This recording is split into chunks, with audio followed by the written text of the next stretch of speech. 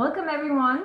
For those who don't know me or can't recognize me because of my new hairdo, I'm Catharina Manchanda, the John and Mary Shirley Curator of Modern and Contemporary Art at the Seattle Art Museum.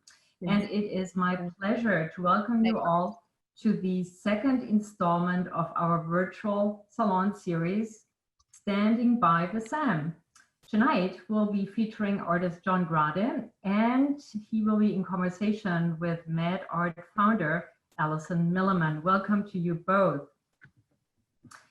I want to just acknowledge that these last few weeks have been difficult for all of us in our community, in the country and around the world. And Sam is committed in the important and ongoing work in creating racial equity. Art can play a critical role as we reflect and plan for the future. Art presents us with hard questions at times. It brings us together in conversation and offers us new insights and visions for collective responses to the challenges that we all face. We at SAM are grateful for you, all of you, our most dedicated supporters and friends who stand by us and encourage us as we continue this important work together. Tonight, we are delighted to welcome artists John Grade and Alison Milliman. Let me just do two very quick introductions here. John graduated in 1992 from the Pratt Institute in New York, and he is based right here in Seattle. Although he travels far and wide and has realized his projects really internationally and received so much attention, amazing responses to his work. And his practice is inspired by ecological systems and changing geological forms. And that also hinges at times on ideas of climate change, which we'll see or hear about later on in our conversation. John creates his large-scale installations with his studio team, and sometimes with the help of many community volunteers, which was certainly the case for Middle Fork, and you have that image of the work as it is installed at the Seattle Art Museum at the Brotman Forum on the slide right now. So his works are designed to change over time. I think this is something that perhaps, seeing that work every time we walk into the museum, we're not thinking about so much. So I just want to introduce that thought here, and perhaps we can return to it in our conversation. Because really this idea of change, a sense of impermanence, change, and also elements of chance, all of these are very important in the context of John's work. Now, Alison Milliman founded MadArt in 2009, a contemporary arts organization, which I'm sure most of you know really well, that serves as a catalyst for creating ambitious, new, and site-specific works. So instead of borrowing works from an artist studio, each project at MadArt is tailored to the space itself, and in many cases is made inside the space or put together in the space. MadArt is a really unique cultural institution in Seattle, and you are as invested in allowing artists to dream big as you are dedicated to community development. Really so admirable what's been happening there ever since you opened. So in a few minutes, we will start our conversation with a history of Middle Fork, the silhouette of that large hemlock tree that we're looking at right now. And as many of you know, MadArt Studio played a central role in the development of this work, which is why we're so glad to have Alison join us this afternoon for this conversation. All right, yes, we are at the right slide. So Alison and John, welcome again. It's terrific to have you here. And I thought, let's start with the beginning of MadArt and then the beginning of the commission of Middle Fork. So Alison, can I just ask you to just tell us a little bit about the history of MadArt? How did it come about? What inspired you to work with artists on such ambitious projects there? Thank you, Catharina. You know, MadArt is just really rooted in these questions I had as a young art historian. You know, how do artists make their work? How is artwork made? How do artists move their careers forward? And how did their styles evolve? I mean, the whole thing was just this huge mystery to me. So in MadArt, I really just tried to address these questions. And when we opened MadArt Studio in 2014, we literally opened the doors wide so that people could come in, viewers and visitors, passerbys, could just come in and watch the making of the artwork. It was very much about demystifying the process. And then the other piece of MadArt is the artists. And we commission the artists to make these new pieces. And I just feel very strongly that we need to pay our artists a living wage. So when we ask an artist to work there, we commission them to make a new large scale piece that will be built in the space so people can see it being built there. And then we have an exhibition period. And but another big part of it is that we really want to have the artists sort of explore and investigate other opportunities of their artwork, basically to grow their professional practices. And this can mean trying all sorts of, you know, things like new techniques or using new materials. Oftentimes it's a scale question. They can make something much larger in our space that they hadn't had an opportunity to before. Sometimes it's as simple as being used to working on a flat surface and working on a curved surface instead. It's whatever the artist wants to use the time for, to explore, to move their practice to their next place. And many times they haven't had that opportunity to explore that way. You know, really in essence, it's an educational opportunity. That's really fascinating. And I love the photograph here because we're looking into the space as I think on the right-hand side in the black t-shirt, John, if I spot this correctly, that's you working on a middle fork there. And you can see there is this, the doors become the windows and you can open that and people are looking in as they're just walking down the street. It is really unique in that way. So sorry, I think you said you opened the doors first in 2014, right? I know you had done work prior to that, you know, outside in the community in Seattle with different artists, but this was the time you opened the doors. So I guess my next question is for you and John both. How were you introduced to each other? And perhaps Alison, you may want to start. And then John, I would be really curious to hear from you. You know, how did the work develop? Did you already have an idea for what you wanted to do, or did the space generate a certain thoughts, or the conversations with Alison helped shape the way in which the piece unfolded? So I met John when he was working on Wawona at Mohi, the big, beautiful sculpture at Mohi. And my husband Glenn and I got to know John and his wife Maria. And we shared a love of the outdoors and hiking. And so we spent a fair amount of time going on hiking trips together. And there was, you know, one trip that was probably the most memorable for the four of us, being out at the Olympic National Park. You know, those big, beautiful trees, those wide open beaches. MadArt the studio was just being built at the time. So, you know, at that point we were just considering who our first artist might be. And it was pretty obvious that John would be a strong candidate, but I don't know, John, what do you remember? Before John jumps in, Manish, could we just move forward to the next slide so people can see what the realized piece at MadArt looked like? Go ahead, John. I have a memory, a specific experience that I think of as the kind of the dawn for Middle Fork and this fit.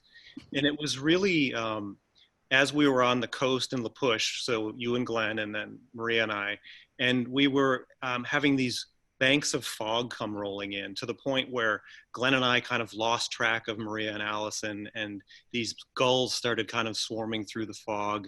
And then clearing up on the horizon line were these beautiful old growth trees.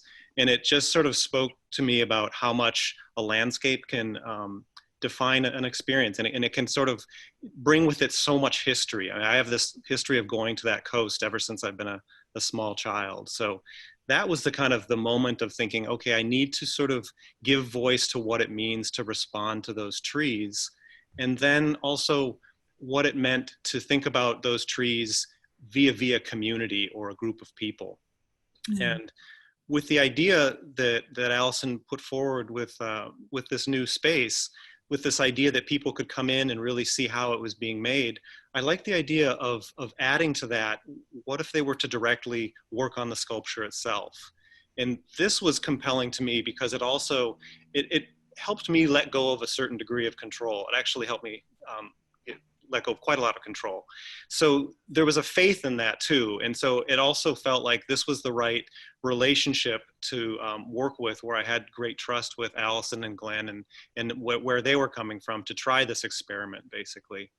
And so we had a lot of people come in, and on that first image that you could see, there was a sign on the front door that said simply, if you'd like to participate in working on this sculpture, feel free to walk in the door. And fortunately, we had many, many people work on the sculpture. But maybe, Catharina, we could look at the next image and talk about how we started the sculpture. Yeah, I think that's a great idea. And I thought, here we are right in the middle of the forest.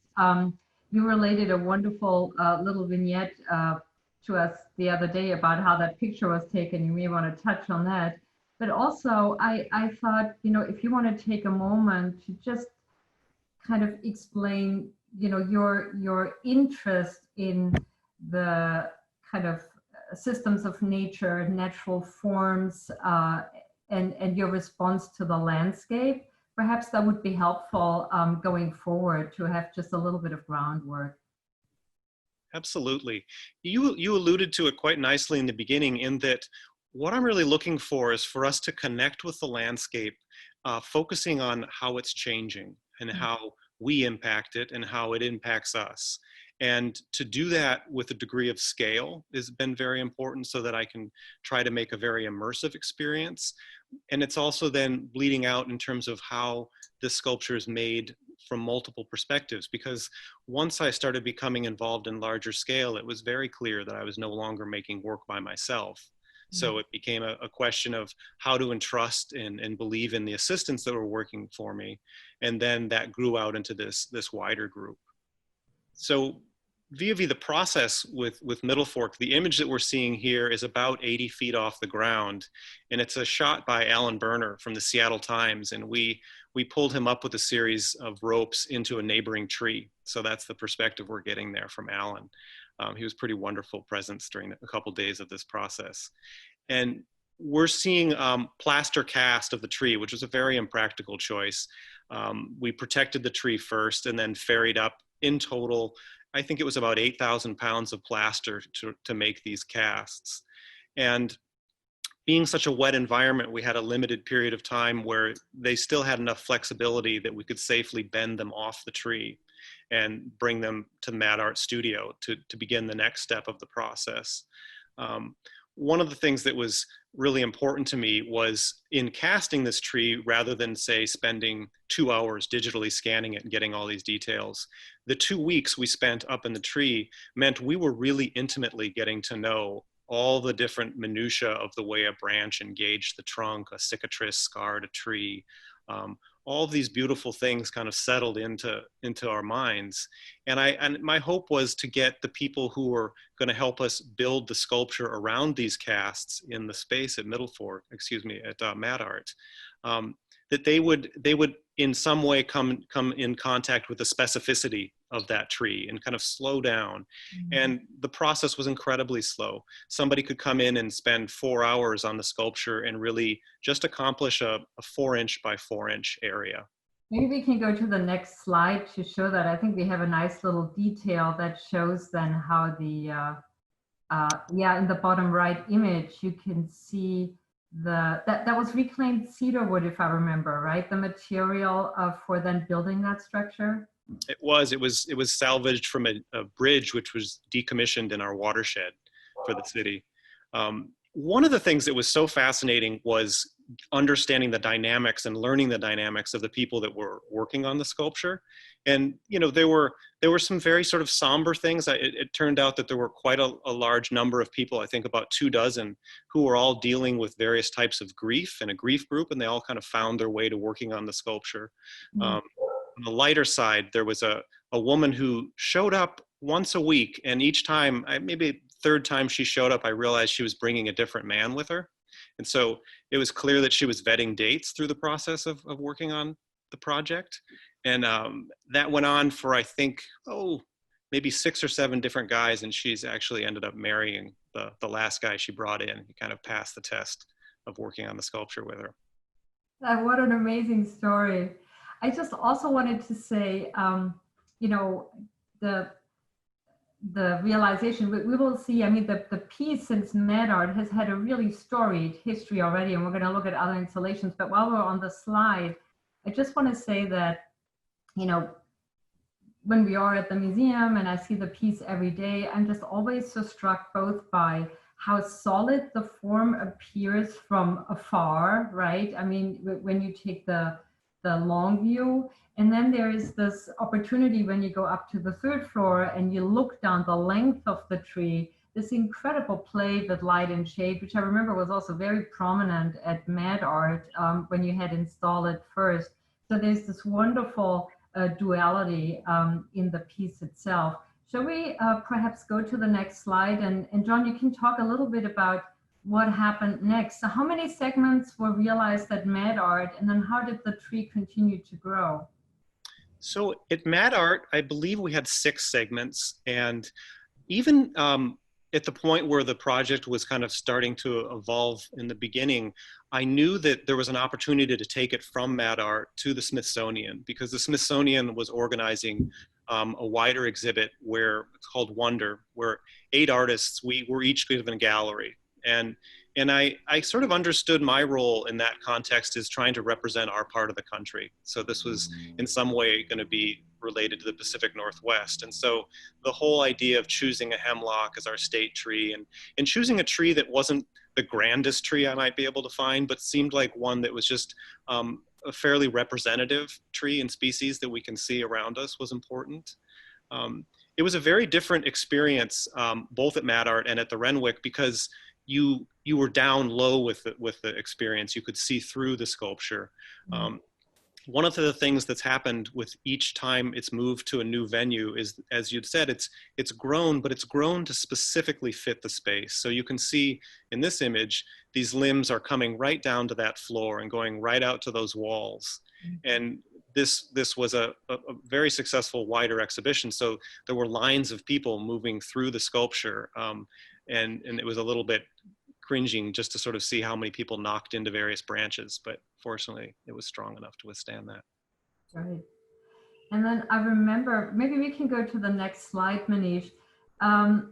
We had planned, and I should also say, I know because Kim Borshak is on that call, and I remember Kim and I were introduced to you.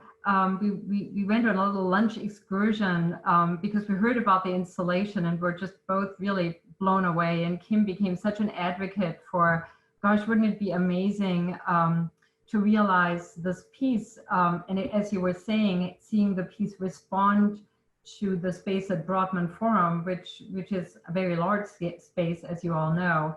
And so we were making plans for realizing the work at SAM, and you know, it was just amazing to see you and your team eventually install it all. I mean, you made it look so easy, and yet it is really complex.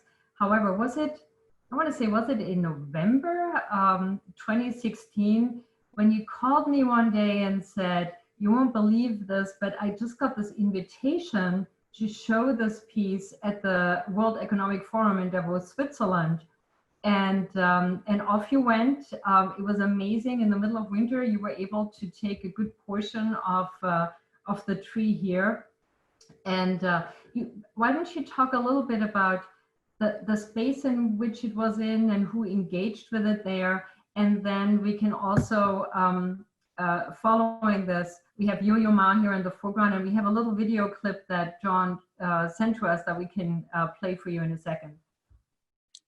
Sure. Yeah, it's a nice memory. I do remember when you and Kim came into the space and we started talking about that forum. And for me, just realizing how much more of a sculpture we would be building was a little daunting. And so I really appreciated the ambition that you were both coming with and that we were able to do that.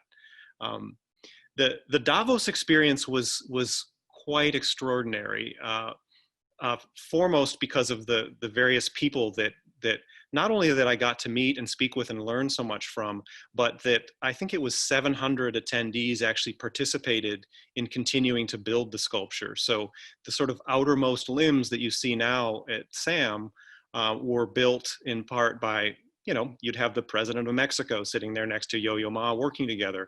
And at first it was a little photo op-y, you know, people would come in and you'd sort of see them put 2 or 3 pieces on with some glue and then kind of have a photo taken and walk away. But then I would find the next day, they would be then sitting there and having a meeting with a couple of people for an hour as they worked on the sculpture. So it felt more substantial and felt like their presence was brought into the sculpture. That's really wonderful. Sorry. Sure, if you wanted to show that, there was this wonderful moment where part of what was asked of me was that I join a couple of panels and do some speaking when I was at Davos, which was intimidating. And I was on one panel, and I won't get into the long story, but I was speaking on a panel just immediately after the Archbishop of Canterbury, and something went a little awry. And Yo-Yo Ma and I had met earlier, and he really kind of came to my rescue, moved us out of that talk, and you can kind of see him performing impromptu just right underneath Middle Fork. Why don't we take a quick listen? It's a short clip.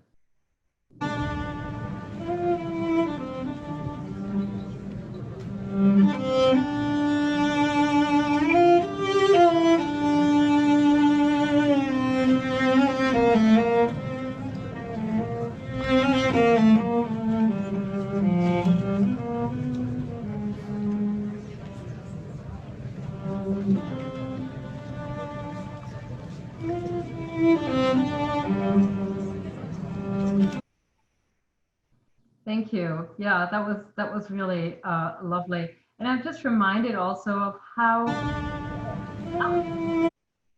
I think we can stop it. It was just nice to think about, you know, how music and a single instrument can create a space all on its own. I can only imagine how bustling that space must have been with so many people coming and going, but there seems to be like this moment of quiet, which is really quite wonderful. So here we are back at the Seattle Art Museum, and I just want to mention one more time for those who don't know this, that in the process of building all of these additional sections to fill the length of the Brotman Forum, John set up workstations at the Olympic Sculpture Park. I think a couple of times he set up workstations at Weyerhaeuser.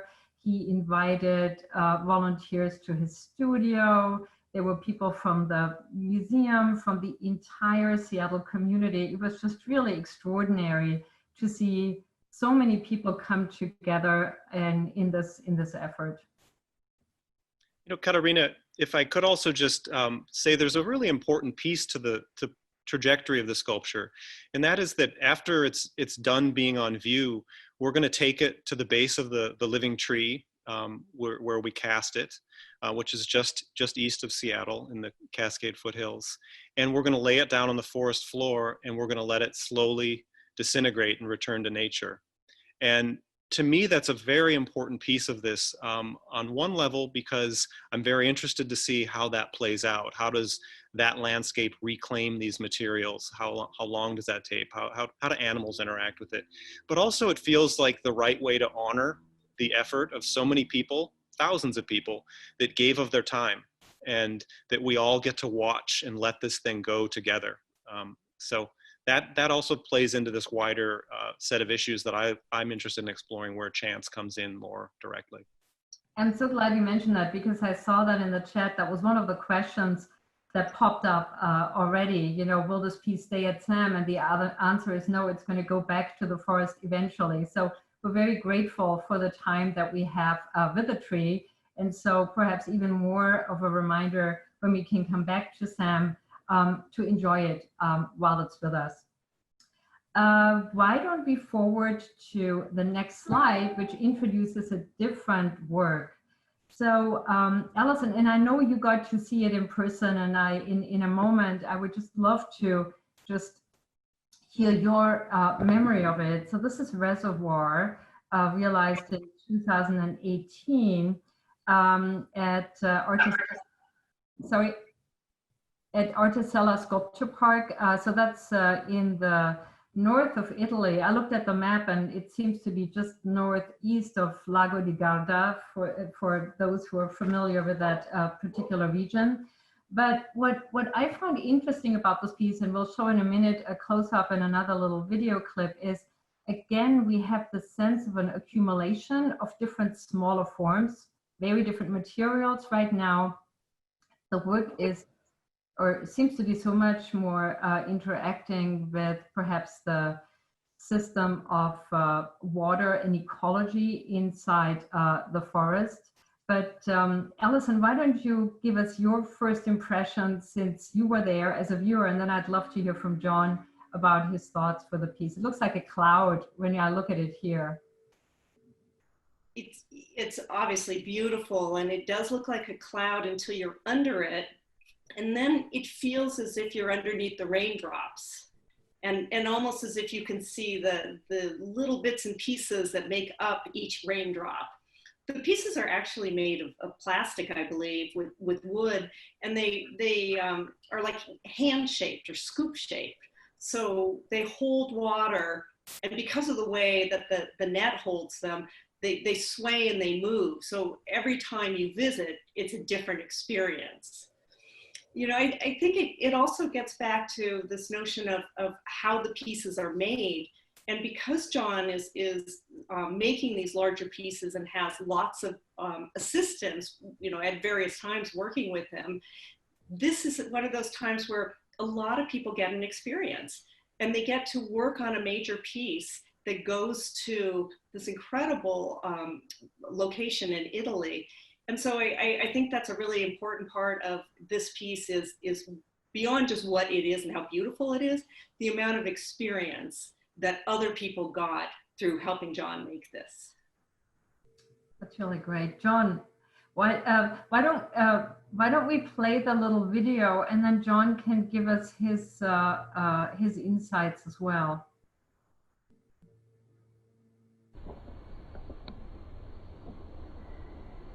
Yeah, I think this does a nice job of just giving you a sense of how light and how much movement there is in the sculpture. I sort of jokingly think about this sculpture with a priority in how I could make the installation as long as possible. Because I was in northern Italy, we were being fed so well, so I sort of designed this piece that's going to take 3 weeks to make. But and there's some truth to that. But much more substantially, going to this sculpture park for the first time and experiencing this forest in its silence, I really wanted to connect a sense of how we can relate to this landscape via water. So the idea with, as Alison mentioned, these cupped hand forms, which were literally cast from 14 different people's hands that put out a gesture like this. So they're varying in scale because we had larger and smaller people, but we formed 5,000 of these forms and then strung them to a net. So in the summer, in this part of Italy, just with the Dolomites coming in, we get these wonderful thunderstorms almost every afternoon. And within about 10 to 20 minutes, these start filling with water, and the whole sculpture goes from weighing 80 pounds to about 800 pounds. And the nets that support each of these individual elements are all tied to 9 different trees via cables and pulleys. So these 2 cloud-like forms start to sink in response to that weight. So they have an overall movement of about 15 feet. And it's very dynamic because it never rains the same way twice. So each of these cloud-like forms starts to move and undulate in different ways. And then it quite rapidly dries out, so that within a couple of hours, the sets of clouds in unison start to move upward. And So this sort of established this nice relationship where the sculpture was directly engaging the landscape. And the secondary part of this was that we can disengage the mechanisms, the springs on these trees that allowed the sculpture to sag. And we then put them on pulleys at the base of the trees so that a choreographer is able to create a dance in response to the sculpture. And that's how we opened the sculpture. We had an event in the woods with several hundred people, and it was danced below while the sculpture was then, the cloud was slowly lowered down onto these dancers. Fortunately, there was a lot of water in the sculpture, so occasionally jerky motions were made with these pulleys, and so the dancers were doused with water. And because the sculpture's continuing to be there, there's different opportunities for other choreographers and dancers to work with the piece as well. So a means of having dance and the human body engage the sculpture, and occasionally there may be the opportunity where the rain is happening at the same time. Yeah, it sounds absolutely fabulous. I mean, next time I get a chance to travel in that part of the world, I would love to stop by and see it. And I was also reminded by you the other day that, again, this idea of change is part of this work. It will eventually perhaps disintegrate. It will change in time. So it sounds like something just absolutely fascinating in terms of the process. Yeah, you know, there's an interesting, this is a very unique commission in that from the beginning they said, would you make a sculpture and then can we revisit and make 2 more versions? So there will be 3 iterations of this sculpture. And the second iteration doesn't necessarily need to replace this one, but it's sort of a strange choice for me to make something out of plastic, just with where I'm coming from environmentally. The second iteration of this will be made with a bioplastic.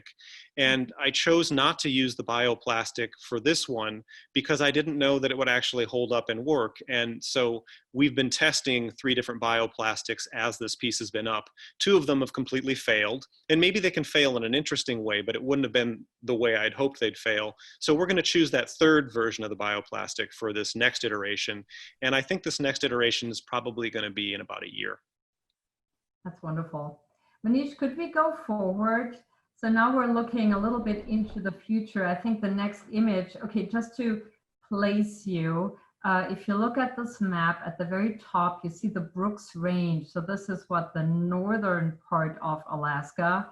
And then can we go to the next slide, because this is where we're situated, and John is working on really fascinating new work with the Anchorage Museum, I believe. Would you tell us a little more about that work and where you are in your research and development?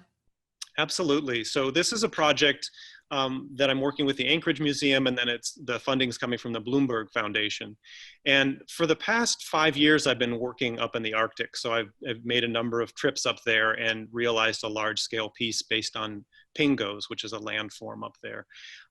But this current project has to do with fire in the Arctic, because the Arctic has been burning. There are not a lot of trees to burn, but what ends up happening is you get underground fires. And I don't really care for this term, but they're calling them zombie fires. And so this applies to above and beyond tree line. So where you do have very thin trees just abutting and above the Arctic Circle, you have fires that kind of, and we might actually go to the next image to understand this, if we could. So here you see a fire that's kind of swept through this Arctic tundra, tree just above the tundra. And it's a very fast fire. There's a lot of wind and a lot of heat. And so it just knocks these very thin trees down. They're not a lot bigger than a person's thigh in terms of the trunk. But what I found really fascinating, because I've been working with the wildfire managers up there, is as we were standing and looking out over this huge sweeping burned landscape, you could see a couple of little parcels that had been missed. Very sort of strange, like a quarter of an acre, 2 or 3 acres of trees that just somehow missed this blaze. And as we're standing there, a tree in one of those little missed areas just went up in a bloom of fire. And it did that because what we're not seeing in a landscape like this from above ground are all of the roots underneath these trees that are on fire. So I've become very interested in how the fire is operating this way, as well as how we have these strong forces of wind. So I'll be creating a series of sculptures, really test parts at first. So at this fire season, I'll be going back up to Arctic Alaska in August, and we'll be putting portions of this new sculpture I'm working on in the path, directly in the path of oncoming wildfires. We'll also be putting it in the path of prescribed burns when the firefighters are trying to create an area where the fire won't burn and pass. So I'll be taking those things and then developing a larger project, which will ultimately be probably introduced into a wildfire. But if I've designed it the way in which I'm hoping it all turns out to play, it won't completely burn the sculpture because I'll be using different types of materials, including steel. But it'll be a sculpture that's at least partially burned, and that will then go into that permanent collection at the Anchorage Museum. It's fascinating because you don't know what it's going to look like in the end, right? I mean, the process is going to determine the form in the end. That's exactly right. And it has a companion piece that I'm developing simultaneously right now, where I'm looking at very large old growth trees in California that are subject to fire there. And they burn from the inside out. So you get this hollowed out interior of a giant tree. So I'll be making a sculpture for the California Environmental Protection Agency headquarters that's being rebuilt right now. So new headquarters will open in about a year. That's pretty fascinating. Just one more question. I think we have one more slide of, I think, that glacier, right? So, I mean, are those wildfires up in this northern part of Alaska a normal occurrence, or has that to do perhaps, or has that been accelerated by climate change? Do people even know that? My understanding is that there's some normalcy in that there have been fires for a long time. It's just the scale of the fires and the frequency, it's just ramping up wildly. I asked to put this image in because it strangely does relate to how I'm going to build these sculptures. I want to use a kind of visual vocabulary that's based on glaciers and crevasses to build the sculptures. So I'm kind of trying to conflate this kind of world of ice with the world of fire and these smoking winds to create sculptures that also elicit something to do with shelter. And that's really something that I'm interested in because I like thinking about the human body directly in the landscape. And I think about these firefighters in the forests having to, in emergency situations, put these blankets over their bodies. And I think many of us have seen imagery and heard stories about how that can save lives. Yeah, that concept of shelter, it sounds really fascinating. I guess we'll all have to travel to Anchorage and see it once it's realized. I'm mindful of time, but I just want to ask Alison one or two more questions, if I might, before we open it up to the Q&A with everyone else. Alison, I know that you and John continue to have a close professional relationship, in part because you have that large studio building down in Rainier, and John has a large studio in that space, as do a number of other artists. So I'm curious, do you invite yourself over to the studio every now and then? Are you curious to see what artists are doing next? Oh, absolutely. I really try not to knock on the artist studio doors all the time, but I can't help myself part of the time. Yeah, in 2016, Glenn and I bought 2 buildings in South Seattle, and we turned them into 16 studio spaces. And there's large ones where John has the largest, and there's other little small ones that are maybe an artist's very first studio that they've ever rented, and sort of what a special moment that is. We've got a variety of artists. Some are mid-career, some are just getting going. And then we have this piece of the building that I carved out to be our flex space. It's really meant to be used in a flexible way so that artists who get commissions, typically public commissions, for really large scale works, can use this flex space for just a short amount of time. I mean, could be 9 months, artist world, that can be short, to make these big objects and art pieces that will then go out into, like, Sound Transit is commissioning lots right now, which is great. And so I love that we have this building where a variety of artists in the varieties of their stages of their careers all can work together. And we keep it really affordable, which is also super important, so that they can all afford to be there and interact and help each other along. Right. It's really been a fun project.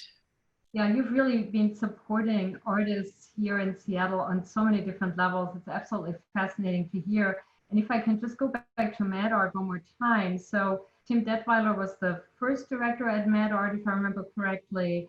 Now you're working with Emily Kelly there, and you currently have an installation by Ian McMahon that's still installed at MadArt. So even though the doors are closed, I suppose we can all walk by and kind of peek in through the window. But I'm curious, do you think there's any chance the space can be open before the artist has to come and reinstall it? How do you kind of look into, this next year? It's a trying time for everyone. Right. It's a very interesting time. One of the things about having those windows is people can see in.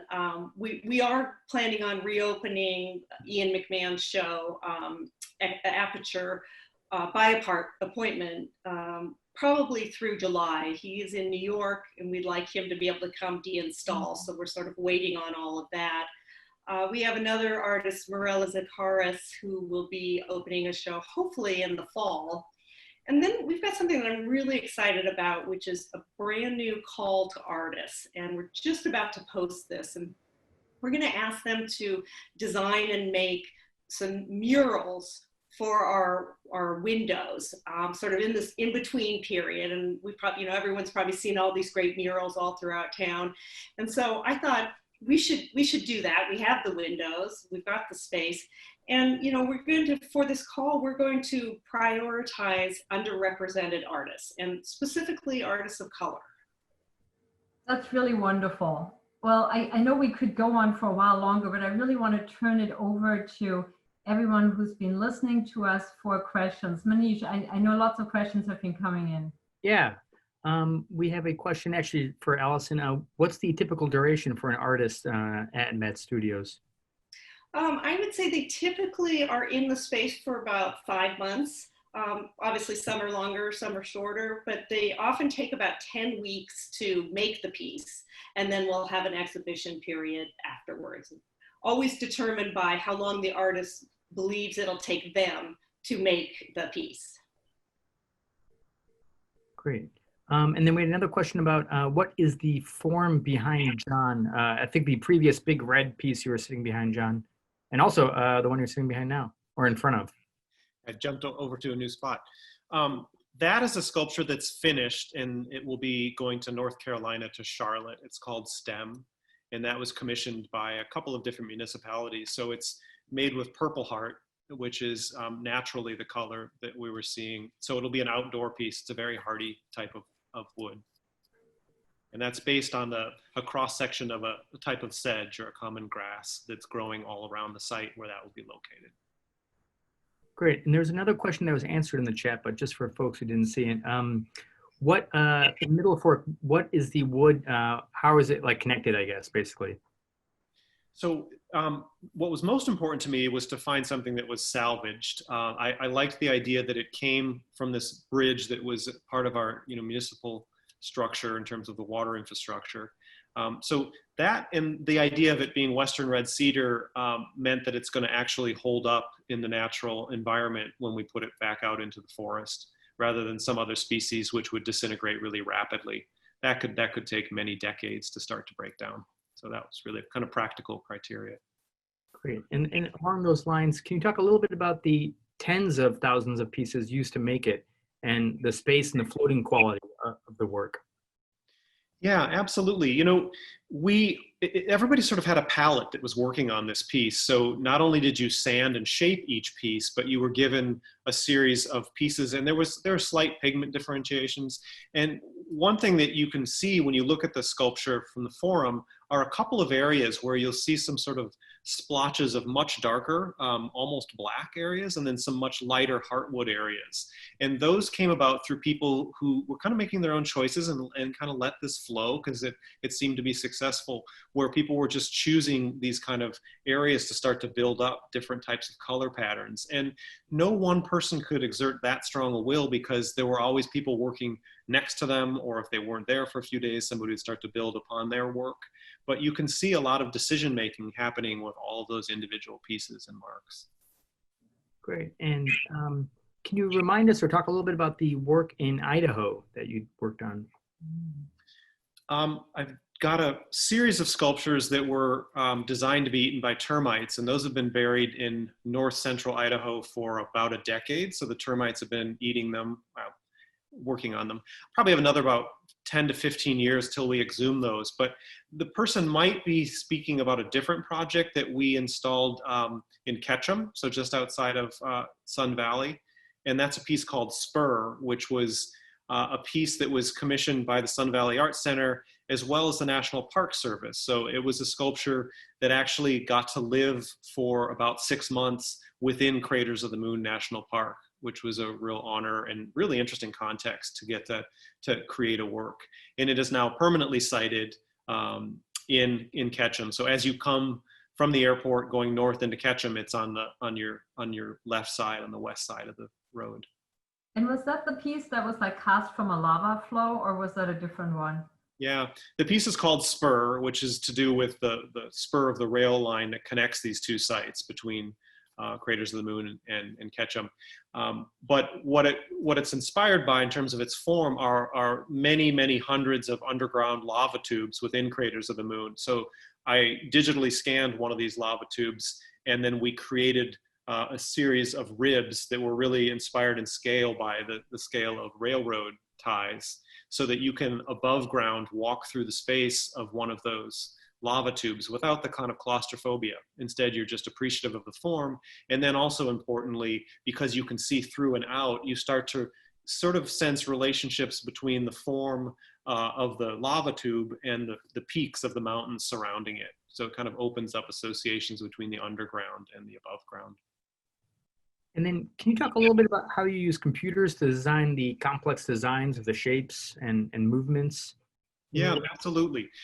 That's really grown, and it's been very helpful, but it's also not a kind of it's not an either or thing for me. I find it to be a very useful tool, but in all of the projects we have, there's a wonderful place for designing aspects of the sculpture in the computer, but then there always has to be this engagement with the hand and with multiple people's input, so that with the sculpture that you're seeing, this is maybe 20% of a sculpture that we're working on right now. This is a sculpture that will be going to the new U.S. Embassy in Guatemala in a couple of years. And it's based on a ceiba tree. And one thing that's been interesting about this is in the computer, we build up frames. So something about this scale here has a frame around it and meets all of its neighbors. And the computer is used to get each of those frames to align perfectly. But then when I have a group of people working on each of these individual frames, there's much more individual input that goes into the shaping of what happens within there. And kind of immediately to my side here, you see ceiba trees have these spikes that come out as they grow. So these are all being interpreted by the people working on it based on their interests, what they're finding in response to how the original tree was scanned, and they have to work with that. And just coincidentally, or what's worked out really beautifully about this is as the virus hit and closed down our studio, these frames were all in a point where they needed to be finished and refined. So about 12 of my group were able to take these frames home and then return them, and that kind of kept people working for the better part of a month. Amazing. Great. Do we have any other questions? Wait, I see one more coming in as I was asking that. Can you talk about the importance of space between your pieces? Yeah, absolutely. And I think Catharina also just sort of spoke a little bit. I mean, if we see there's for me, a desire to not make something that sort of walls off space. Instead, if we can imply space, so it happens in really all of the projects that we've discussed here, so that you're able to understand different elements and different planes of a sculpture but also so that you're able to understand and see other people viewing the sculpture with you, because you see them through the sculpture. They're framed in different ways. And as I mentioned with the piece Spur in Idaho, you're able to see through to the landscape and have it impacted that way. Hopefully that answers that. Yeah, it's great. Do we have any other questions? I think that might be it now. Katerina, do you have any other things you'd like to add? Well, I mean, first of all, a big thank you to John and Alison. I mean, I learned a lot, and I thought I knew a lot, you know, having talked to you, but it's just amazing to hear you go into so much more detail and give us more of the behind the scenes. Alison, to you, all the best for MadArt going forward. Can't wait to see what's happening there next. And to everyone who's been watching and listening, thank you for joining us. I hope you had a very enjoyable evening. We're delighted to be able to provide these virtual salons to all of you, and we look forward to the day when we can all gather again at SAM, of course. In the meantime, I really hope you know how much we appreciate your ongoing support.